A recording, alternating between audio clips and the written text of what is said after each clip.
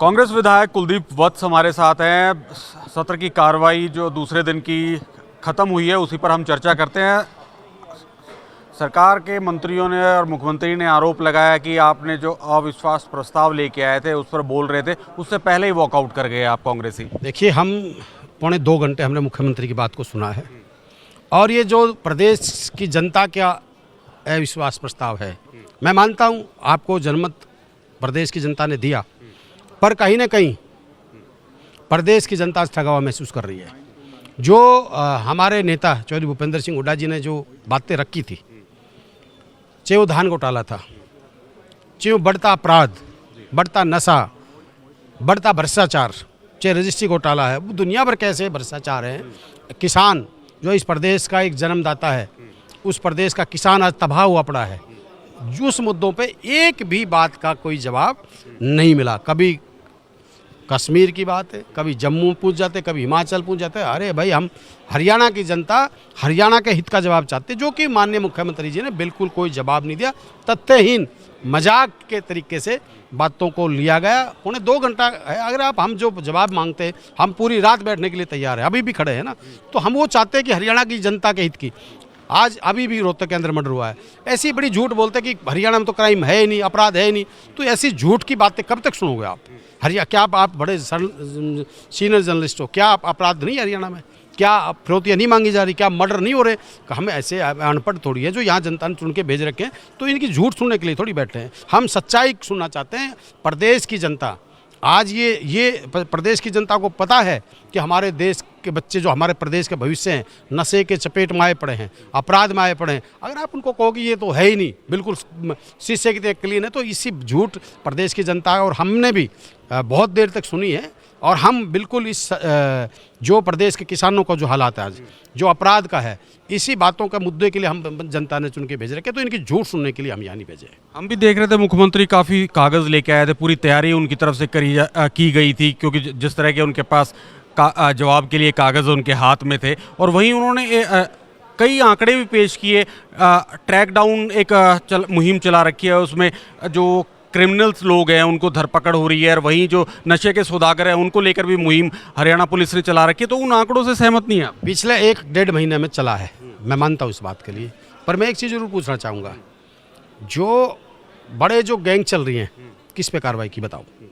जो नशा है, मैंने मुख्यमंत्री से बीच में उठ के कहा, मैं कहा मुख्यमंत्री हाथ जोड़ के मैं रिक्वेस्ट करता हूँ, आप इस नशे को जड़ से ख़त्म कर दो। हम पूर्ण रूप से आपके साथ खड़े हैं। अपराध को ख़त्म करो, हम आपके साथ खड़े हैं। और मेरा प्रदेश का अगर युवा, मेरा प्रदेश का भविष्य आज खराब हो रहा है तो दुख होता है। जनता ने चुन के भेजे हैं और इस बात को अगर हम मखौल और मजाक को उठाए, चाहे वो विपक्ष है चिपक्ष है। आपको याद हो, मैं पिछली बार जब सदन में बोल रहा था तो मैंने कहा था कि आज मेरी आत्मा रो रही है, मुझे दुख है कि किसी के घर से बच्चे चले जाते हैं, किसी की बहन बेटी की बात है, चाहे पक्ष और विपक्ष की इस प्रकार की बातें अगर कर रहे हो, इसका एक पक्का जो इसका एक पक्का इलाज होना चाहिए, जो एक सताई इसका समाधान होना चाहिए, उस पर अगर हम बात नहीं करते, इधर उधर की बातें करें, तो इससे दिल पे दुखी, मैं तो खुद दुख होता हूँ इस बात के लिए। तो मैंने मुख्यमंत्री से मांग करी कि आप मुख्यमंत्री जी दिल बात रख के आप ये 2-3 चीज़ करो। किसान की बात करो, मजदूर की बात करो, बदमाश जो हैं उन पे बात करो, जो नशा हमारे, मैं नशे पे मैं खुद इस बात के लिए, तो नशे पे, तो ये चीज़ें ऐसी हैं जो देश प्रदेश का भविष्य खराब हो रहा है। इस को गंभीरता से मुख्यमंत्री आज इस प्रदेश के राजा है, मुख्यमंत्री की जिम्मेवारी बनती है कि वो इधर उधर की बातें ना करके 3 घंटे 4 घंटे भाषण नहीं है यहाँ पे, एक जवाब है जनता को, तो उसको देना, भाषण नहीं है, ये जनता को जवाब चाहिए। कांग्रेसी बाहर आ गए, वोटिंग हुई, अविश्वास प्रस्ताव जो है आपका वो गिर गया, क्योंकि वोटिंग हुई, वोटिंग में जो है वो कहीं टिक नहीं पाया। देखिए, ये सबको पता है, हमारे पास 37 लोगों की संख्या, हम 37 हैं, हमें पता है। पर हरियाणा की जनता ने हमें चुन के भेज रखा है, तो हम हरियाणा की जनता की आवाज़ को हम विधानसभा में मजबूती से उठाएंगे। आज मुख्यमंत्री को हटाने की बात नहीं थी, आज हरियाणा की जनता की आवाज़ उठाने के लिए हमने अविश्वास प्रस्ताव हम यहाँ लेके आए थे। वंदे मातरम को लेकर भी चर्चा हुई, उस पर भी काफ़ी बहसबाजी हुई, माहौल गर्म हो गया सत्र का। देखिए, जो वंदे मातरम की आप बात करते हो, जब ये देश अंग्रेज़ों के हाथों गुलाम था हमारा, उन महान क्रांतिकारियों ने, ये जो देश के जी पंडित जवाहरलाल नेहरू थे, सुभाष चंद्र बोस जी थे, शहीद भगत सिंह थे, जितने भी हमारे जो इस देश के शहीद थे, जिन्होंने शहादत दी, जिसने हंसते हंसते फांसी के उसको चूमा, आज ये लोग ये साबित करना चाहते हैं कि भाई आज 2014 के बाद ये देश आज़ाद हुआ है, तो इनकी गलतफहमियां हैं। मैं तो एक बात मैंने सदन में भी कहा कि भाई मुझे वंदे मातरम गा के सुना दे, अनिल विज को मैंने कहा याद हो, मैं कहा आप गा के सुना दो, हम आपको मान जाएंगे। एक व्यक्ति अनिल विज जी या बीजेपी का कोई नेता ये बताए कि हमारे आरएसएस के लोगों ने, बीजेपी के लोगों ने देश के लिए शहादत दी, देश के लिए ये जेलों में गए हूँ, ये संघर्ष किया। आज तक आरएसएस के ऑफिस पर कभी झंडा नहीं लगा। जो आज हमारे को हिंदुत्व की और देश हित की बात अगर सिखाते हैं, तो ये कहीं ना कहीं मतलब ये देश के उन शहीदों का अपमान करने का काम बीजेपी सरकार कर रही है।